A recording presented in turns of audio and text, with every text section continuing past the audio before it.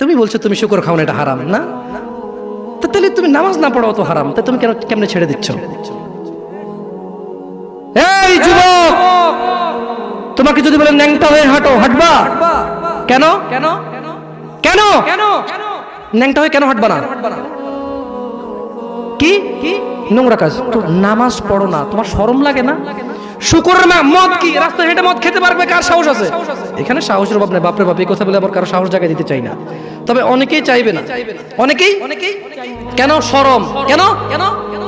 কারণ কেউ যদি রাস্তা দিয়ে হেঁটে হেঁটে মদ খায়, ওর সাথে কেউ মেয়ে বিয়ে দিবে? কেউ? আপনি রাজি হবেন? রাস্তায় ভাবে মদের বটল নিয়ে হাতে হাতে মদ খায়, এর কাছে মেয়ে বিয়ে দিবেন? কেন? এটা নির্লজ্জ লোক মদ হেঁটে হেঁটে খায় ওপেনে। এই ছেলেটাই কিন্তু ওপেনে নামাজ পড়ে না, আপনি মেয়ে বিয়ে দিচ্ছেন। ঠিক, আপনি নাকি ধার্মিক? হ্যাঁ, চিটিং মেশিন। আমি আপনাকে বদনাম করতে আসিনি, কিন্তু আপনি মিথ্যুক, এটা বুঝে নেন।